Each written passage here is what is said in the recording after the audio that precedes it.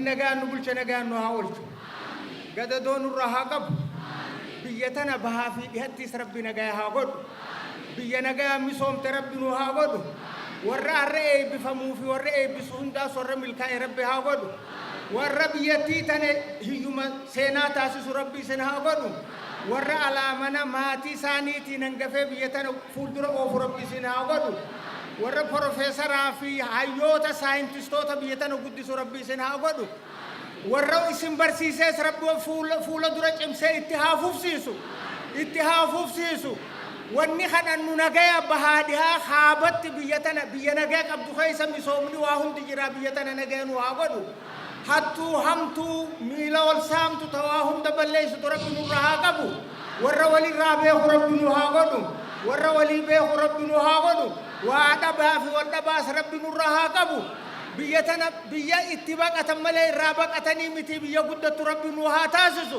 waa hunda hiyyuma tana hunda rabbi nurraa haa oofu rahmata kanaas wal faana rabbi nu haa kennu ni godha beeqi subhaana rabbika gadaan quufaa gabbinaa horaa bula. بسم الله الرحمن الرحيم الحمد لله رب العالمين والصلاة والسلام على أشرف المرسلين سيدنا محمد وعلى آله وأصحابه أجمعين أما بعد obboleeyyan keenya baga guyyaa irraan kanaatiin isin ga'een isinin jaa rabbiin biyya teenya tana biyya nagayaa biyya kuufaa biyya badhaadhaa rabbi nu waa godhu hamtuu takkallee rabbi nurraa haa qabu diina nu barbaadullee rabbi nurraa haa hambisu nagayaan bobbaasee nu haa galchu gadaan kuufaa fi gabbinaa waalaa zaalika fi akka subhaana rabbika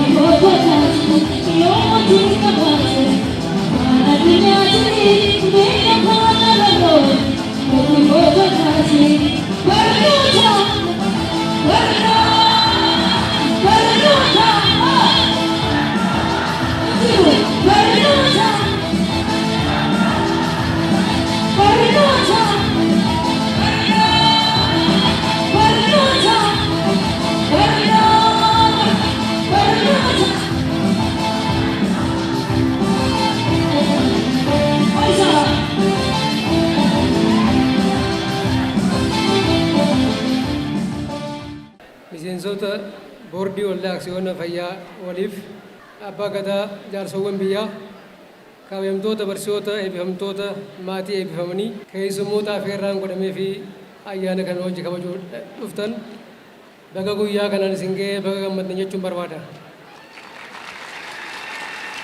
Kana booda barattoota hagamma ifaajee hedduu keessa dabree eebbisuuf hin deema. Barattoonni eebbifamtan bakka jirtanii eeguu takka akka naa ol kaatan isin gaafadha. Barattoonni eebbifamtan mana isaanii keessan karaa mirgaa irraa karaa bitaa akka naanneessitan mana isaanii saachuun ከቀኝ ወደ ግራ እንድታዞሩ እጠይቃለሁ። ኢፈቴ ፈምተኒ በገገመተን ኮንግራቹሌሽንስ ኮንግራ እንኳን ደስ አላችሁ። ኮንግራቹሌሽን ደስ ይበላችሁ።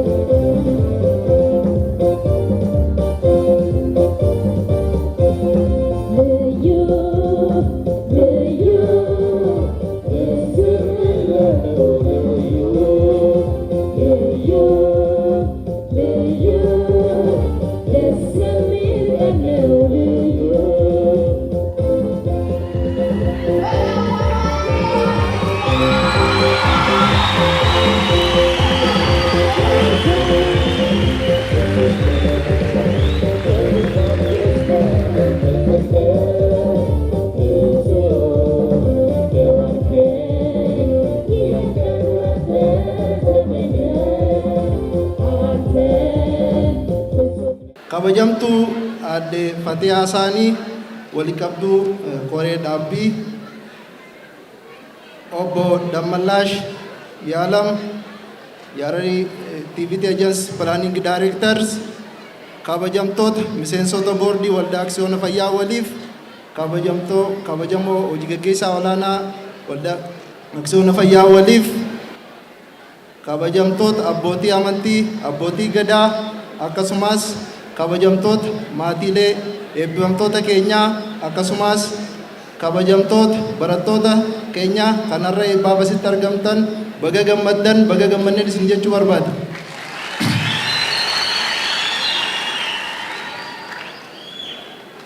Kolleejjiin saayinsii fayyaa fi biizinasii waliif seenaa keessatti yeroo jalqabaatiif barattoota dipaartimentii garaagaraatiin barsiisaa ture eebbisuudhaaf har'aan tan asitti argamnee jirra. Baga gammaddan baga gammanneen isin jechuu barbaada. Congratulations. Kolleejjiin saayinsii fayyaa fi biizinasii waliif bara 2015 eega hundeeffame irraa kaasee muummee garaagaraatiin barattoota fayyaatii fi akkasumas biizinasii barsiisaa turuun isaa ni yaadatama.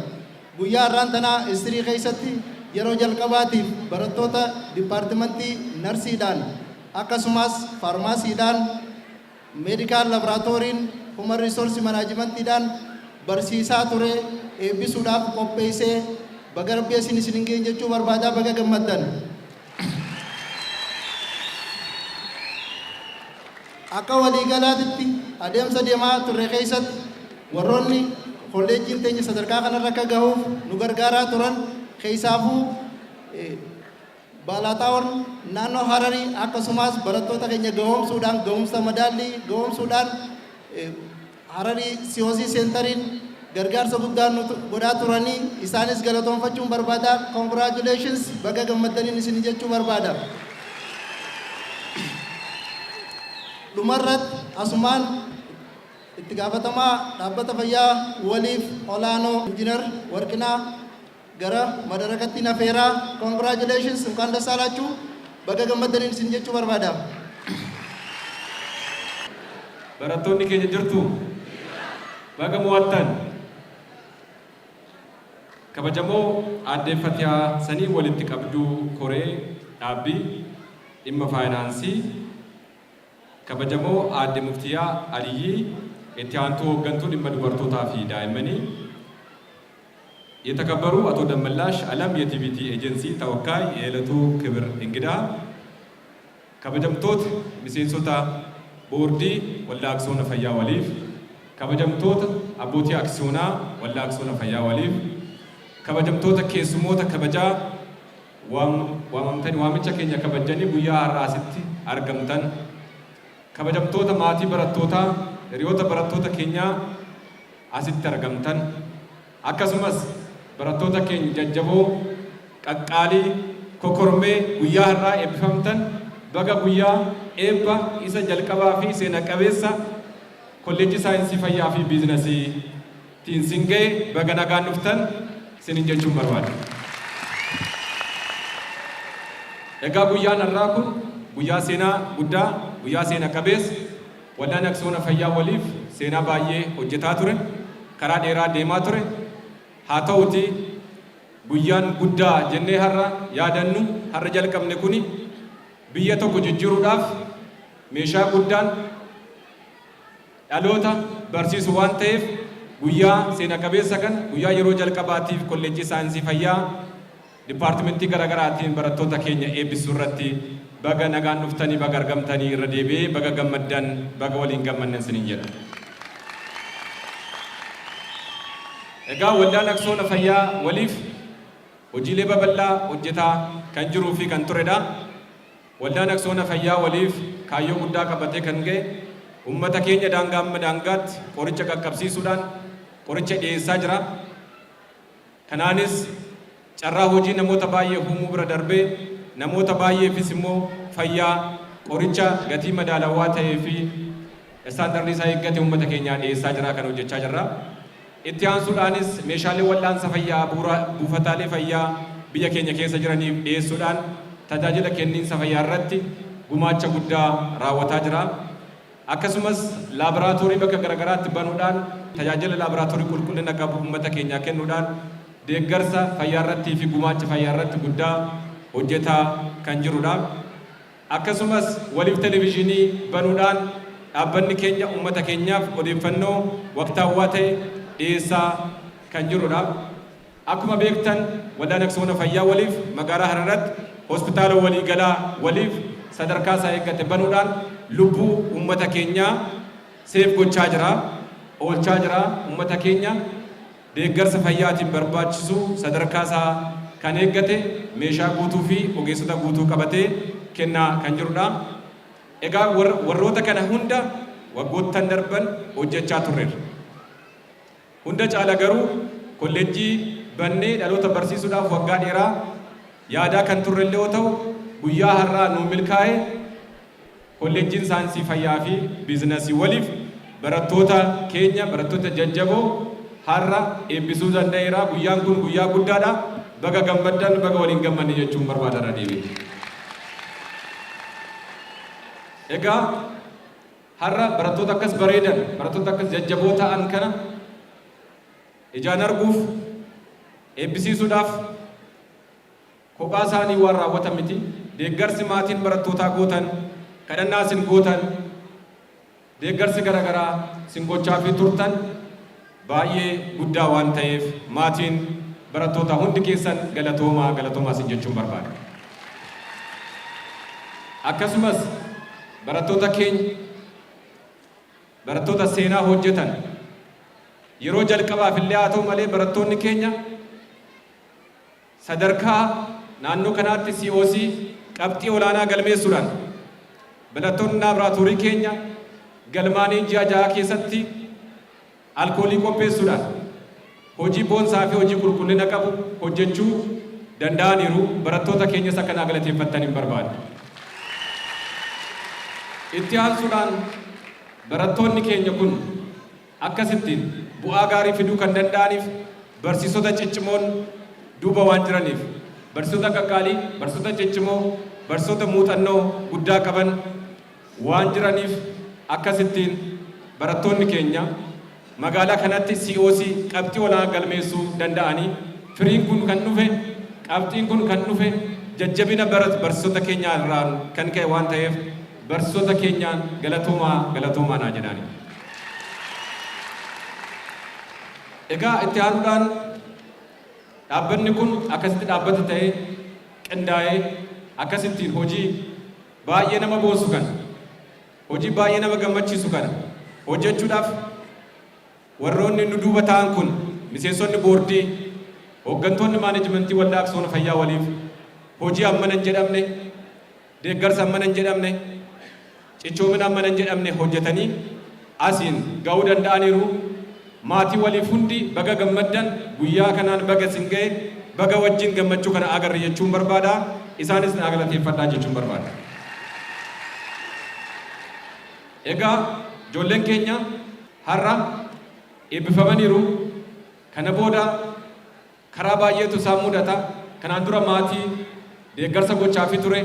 Kana booda yerootti maatii deeggaranidha. Kana booda yerootti biyya isaanii gargaaranidha. Chaalenjii baay'een isaan mudachuu danda'a. Garuu waliif keessatti chaalenjii mo'achuu, aadaa qajeelummaadhaan deemuu, cichoominaan hojjechuu waan barataniif chaalenjii gara fuulduraa jiru kanas mo'atanii of danda'anii yerootti maatii isaanii deeggaran, yerootti biyya isaanii deeggaranii fi rakkoo waliin qabnu rakkoo biyya kanaa furan akka ta'e beekamaadha. Kana keessatti waldaan Aksoona Fayyaa waliif motoon nuti qabnu gabaabumatti har'a labsiin itti labsinu inni guddaan barattoota keenya ni barsiifna akkasumas immoo ni qacarra jechuudhaan maanajimentiin hooggantoonni waldaa Aksoona Fayyaa waliif barattoota eebbifaman keessaa barattoota 21 akka qacaramanii waldaa Aksoona Fayyaa waliif keessatti akka hojjetan murteesseera. Baga gammaddan jechuun barbaada.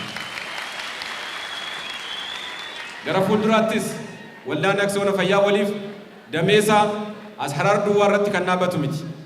Baalee ni jirra, Gimbii ni jirra, Naqamte jirra, Jimma jirra, Finfinnee jirra. Guutummaa biyya kanaa keessatti bakka rakkoon jiru tajaajila fayyaa, kolleejjii fayyaa, laaboraatoorii, farmaasii, hospitaala warreen kana banuudhaan biyya kana keessatti tajaajila fayyaa qulqullina qabuu fi sadarkaa isaa eeggate banuudhaan uummata keenya deeggaruudhaaf yeroo hundumaa maanajimentiin keenya, boordiin keenya, hojjettoonni waldaa Aksoona Fayyaa waliif cichoomanii kan hojjetanidha. Yeroo kana babal'isnu keessatti hojjettoota barattoota barsiifnu kana dhaabbilee keenya keessatti carraa hojii uumuudhaan kan hojii hojjisiifnu akkasuma akka dhaabbata isaanii guddisan akka biyya keenya guddisan itti dabarsaa deemnaa jechaadha. Kana jechuun waan karoorfanne kana rakkoo biyya keenyaa furuuf kophaa keenya homaa gochuu waan dandeenyeef akkuma jedhame rakkoo biyya keenyaa furuuf rakkoo hawaasummaa, rakkoo siyaasaa, rakkoo dinagdee furuudhaaf dhalootatti guddisaa kan jirruu fi akka ofii keenyaatti akka dhaabbata keenya deeggaranitti akka mul'ata dhaabbata keenyaa galmaan gaanitti barsiisaa waan jirruuf rakkoo biyya kanaas akka furan barattoonni keenya gara fuulduraatti eebbifamanis ji'a 6 booda gara barataa 1,200 ol ni eebbisiifna. Har'a akkasitti bifa gammachuu guddaa qabuudhaan jalqabneerra. Barattoonni keenya har'a eebbifamtan baga gammaddanii isin karaa saaqxaniittu. Karaa mo'ichaa, karaa cichoominaa, karaa sadarkaa addunyaatti dhaabbata keenyatti beeksiftan karaan saaqameera. Kana booda waggaa waggaadhaan kan eebbisiifnu kan barattoota baay'ee ofitti dabalu kan hojjettoota baay'ee ofitti dabalu kan ta'uuf har'a akka durii namoota muraasa miti namoota baay'ee dabalachaa waan deemnuuf himmoanna inceena rakkoo biyya keenyaa ni furra waliin taane wanti nuti hin furre hin jiru jedheen ergaa kana isinii dhaamuu barbaada. Baga waliin gammaddanii barattoonni keenya gara fuulduraatti deemuudha, cichoominaan deemuudha, jijjiirama fiduudhaan deemuudha, naamusa gaariidhaan deemuudha, amala gaariin gara fuulduraatti deemuudha.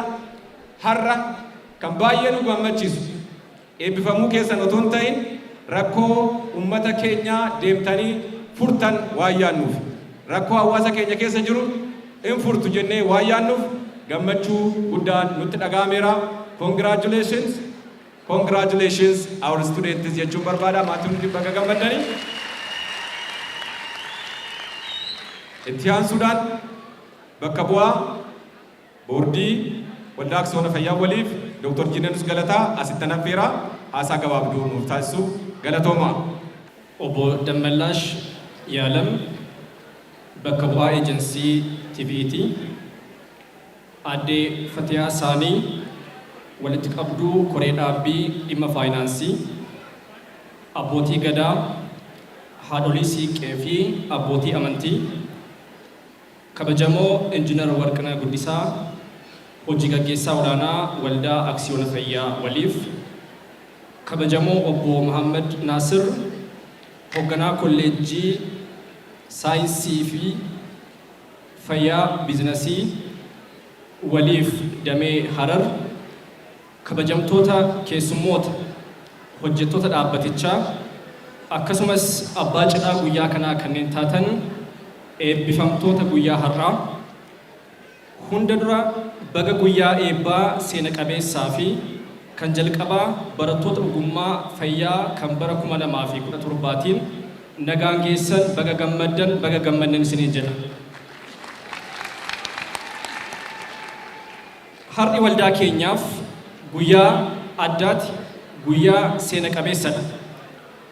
Waldaan Aksiyoona Fayyaa waliif bara 2008 namoota 20 Finfinneetti kan hundeeffame yoo ta'u, hawaasa keenya yaala fayyaatiin tajaajiluuf bu'aa qabeessummaa abbootii aksiyoona keenyaas dhugoomsuuf halkanii fi guyyaa cichoominaan hojjechaa tureera, hojjechaas jira. Yeroo ammaa waldaan Aksiyoona Fayyaa waliif abbootii aksiyoonaa 14,000 ol kan qabu yoo ta'u, gosoota hojii fi qaqqabummaa isaa daran babal'isuun hojjechaa jira. Bu'aa qabatamaa fi lakkaa'amuu danda'us galmeessisuu irratti argama. Kuni egereen dhaabbata keenyaa hammam guddaa fi milkaa'aa akka ta'aa deemu kan nutti agarsiisudha. Gosoota hojii waldaan keenya irratti bobba'ee jiru keessaa fichisiisnii fi raabsaan meeshaalee yaala fayyaa fi qorichootaa, tajaajilli faarmaasii, ijaarsii fi tajaajilli hospitaala sadarkaa isaa eeggatee akkasumas hojiilee kana fakkaatan biroon isaan ijoodha. Finfinnee dabalatee magaalaalee gurguddoo fakkeenyaaf magaalaa fakkeenyummaa jaalalaa kan taate Hararitti, Wallagga keessaa Naqamtee fi Gimbiitti, akkasumas Jimmatti kana qofaa otoo hin ta'in magaalaa Roobeetti hojiiwwan gurguddoo hojjechuu irratti argamna. Hojii jalqabne kana cichoominaan babal'isuudhaan hawaasa keenya baadiyyaa fi magaalaa kan qaqqabnu ta'a. Kunoo har'a barattoonni keenya ifaajjii fi dhamaatii guddaa booda eebbaaf qaqqabanii jiru. Ammas irra deebiidhaan baga milkooftan baga gammaddan isiniin jedha. Eebbifamtoonni keenya cichoomina guddaa gochaan nutti agarsiistaniitu. Caalaattis immoo hawaasa keenya rakkoo fayyaa garaagaraatiin miidhamaa fi qoramaa jiru gita hojiitti bobbaataniin amanamummaan akkasumas ogummaa horattaniin otoo of hin qusatiin akka tajaajiltan carraa kanaan adaraa isiniin jechuun barbaada. Kabajamtoota, dhaabbanni keessan waldaan Aksiyoona Fayyaa waliif kolleejjii barsiisota gahaa fi muuxannoo dilbii qabaniin meeshaalee shaakala yaala fayyaa teekinooloojiidhaan deeggaramaniin naannoo hojiif baay'ee mijataa ta'etti barnoota qulqullina olaanaa qabu kennuu irratti argama. Kanaaf ammoo barattoonni keenya qabxii olaanaa fiduun qormaata COC darban ragaa guddaadha. Kolleejjiin keenya giddugala qormaata COC ta'ee filatamuun isaa immoo kolleejjiin keenya hagam qulqullinaan hojjechaa akka jiru kan ragaa nuuf ba'edha. Kanaafuu damee keenya isa buleessaa fi haaraa banaa jirrutti barattoonni dhufanii akka baratan ogummaa yaala fayyaa jaarraa kana madaalus akka argatan waamicha isaaniif taasisna. Dhuma irratti akka sadarkaa kana geenyuuf kallattii garaagaraatiin qaamolee nu deeggaraa turtanii fi jirtan biiroo barnoota naannoo Hararii, biiroo fayyaa naannoo Hararii, giddugala TVET, waajjiraalee mootummaa fi akkasumas hojjettoota keenya, barsiisota keenya, deeggartootaa fi jaalattoota keenya, abbootii aksiyoonaa, barattoota keenyaa fi maatii barattoota keenya hundaan maqaa kootii fi maqaa boordii daayireektaroota waldaa aksiyoona fayyaa waliifiin ammallee irra deebi'ee baga guyyaa jaallatamaa, guyyaa kabajamaa, guyyaa seena qabeessaa fi kan jalqabaa kan guyyaa eebba barattoota keenyaatiin isin ga'e nu ga'e isiniin jedha. Tumsa keessanii milkoofneerra. Ammas irra deebi'ee gammachuu koo guddaa ibsuun barbaada. Guyyaa eebbaa milkaa'aa qabaadhaa. በመቀጠል የቲቪቲ ኤጀንሲ ተወካይ የሆኑትን አቶ ደመላሽ የዓለምን አጭር ንግግር እንዲያደርጉልን በክብር ወደ መድረክ ጋብዛለሁ። አመሰግናለሁ።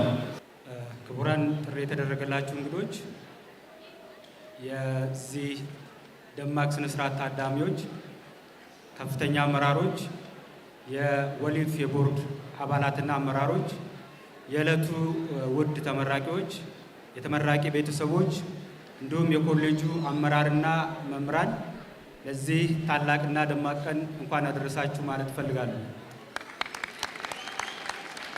የወሊፍ ጤና ሳይንስ እና ቢዝነስ ኮሌጅ ላለፉት 2 ዓመታት ሲያሰለጥናቸው የቆዩትን ሰልጣኞች በዛሬው ዕለት በእንደዚህ በደመቀ ሁኔታ ሲያስመርቅ በቦታው ተገኝተን እንደ ቴክኒክና ሙያ ትምህርትና ስልጠና ኤጀንሲ መልእክት እንድናስተላልፍ በመጋበዛችን የተሰማንን ደስታ በኤጀንሲውና በራሴ ስም መግለጽ እወዳለሁ።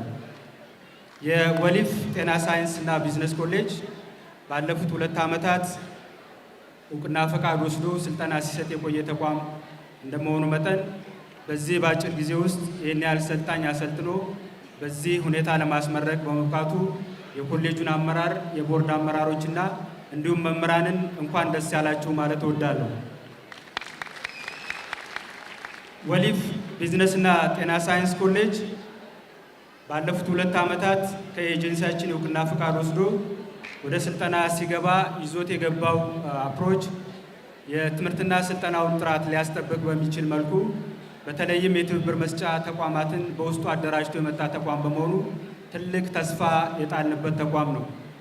እንደመሆኑ ባለፉት 2 ዓመታት ለትምህርትና ስልጠናው ጥረት ሲያደርግ የነበረውን ጥረት እንደ ኤጀንሲ የምናደንቅና ተጠናክሮ መቀጠል አለበት የሚል መልእክት ማስተላለፍ እንወዳለን።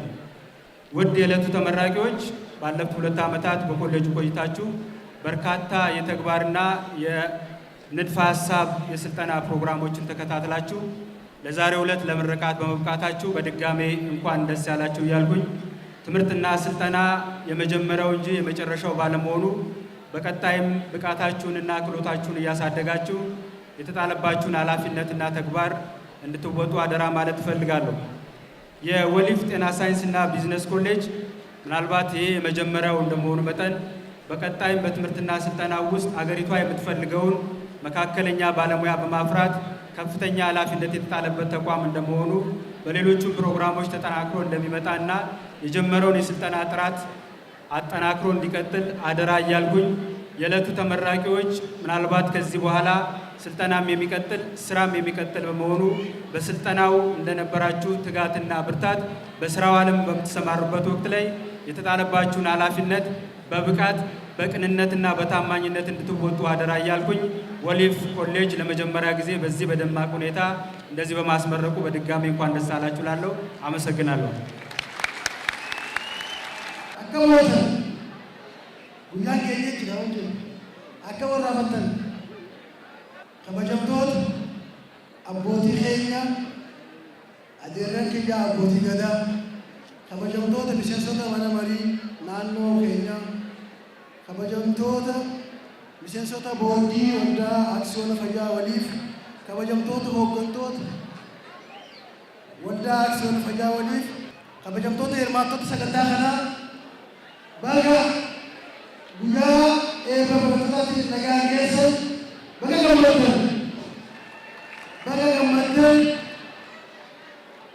baga geessan congratulation እንኳን ደስ አላችሁ ሀበዴ ኮሌጂን ፈያ ፊ ቢዝነሲ ወሊፍ ቡአበይ ባየ ቦደ ኩኖ አረገሄ በረቶታ ሰገንታ ገረገራቲን በርሲሳ ቱሬ ኤባ ቀቀብሲሴራ በገ ገመተን በርኖሊ ቡረ ጉዲናቲ ነምኒ በረቴ ገልቴ ጉዳ አሮራ ቢጀሄን የሚሶምሱፊ መናሱፍ ቀበሜቲ በርኖር ቁልቁሊነ ቀንበርሲሱን humna namaa naamusaa fi gahumsa ogummaa garaagaraa qabu oomishuun ijaarsa biyyaatiif dhiyeessuun gahee dhaabbilee barnootaa fi ogummaa hundaati. Kana keessatti kolleejjii biizinasii fi fayyaa waliif gahee isaa taphachaa jira. Har'a immoo barattoota gara 200 ta'an eebbaan qabsee jira. Baga gammaddan. Kolleejjiin kun humna isaa daran cimsuudhaan hojii jalqabee itti fufsiisuun cinatti carraa hojii uumaa jiraachuus dhageenyee jirra. Barattoota har'a eebbifaman keessaa 10 kan ta'u asumatti qaxaramanii dhaabbata kana keessatti Finfinneetti Hararitti dhaabbilee argamu keessatti carraa hojii uumuuf jira. Boodanii dhageessu waan ta'eef dhageeffadhaa. Nuti waan barbaachisu hundaan akka boordii bulchiinsa waldichaatti dhaabbicha cinaa kan jiru yoo ta'u baga gammaddan jechuu barbaada. Barattoonni har'a eebbifamtan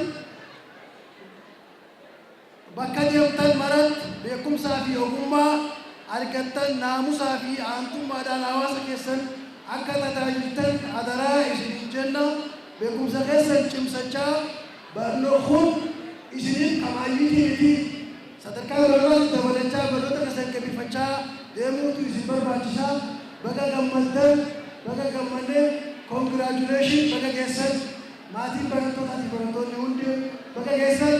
Kolleejjii waliif baachii jalqabaa isaa eebbisee jira. Kana daran cimsee sadarkaa adda addaatiin akka itti fufu abdii qabna. Baga gammaddan baga geessan jaa galatoma.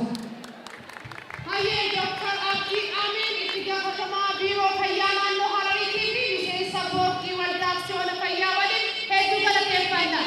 Xumurarratti wanti nu hafe barattoota eebbifaman kana keessa barattoota qaxaraman maqaasitti waamnee xalayaa qaxarri isaanii kan nuuf deemne.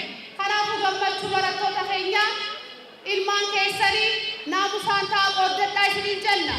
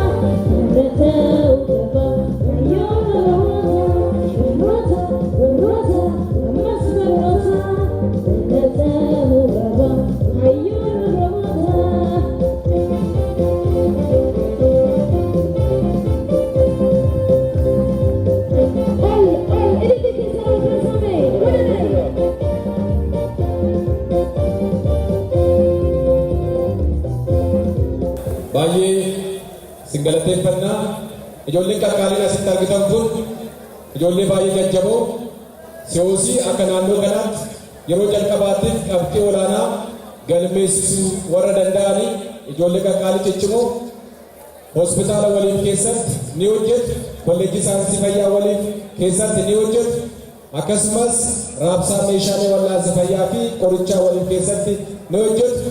Guyyaa har'aatiin jalqabanii qacaramaniiru hojjetoota waldaa aksiyoona fayyaa waliif ta'aniiru, waliif ni leenjisa, ni barsiisa, ni qacara. Hundi keessan baga gammaddan, barattoonni bara dhufu eebbifamtanis akka baay'inaan qacaramtaniif isaan bakka isin bu'anii ni hojjetu. Maaneejmentiin boordiin cimee ni hojjeta. Waldaan aksiyoona fayyaa waliif barsiisuu duwwaa otoo hin ta'in carraa hojii uumuudhaan jiruuf jireenya hawaasa keenyaa, rakkoo uummata keenyaa furuudhaan gara fuulduraatti guddina amansiisaa ta'e ni agarsiisa. Galatooma.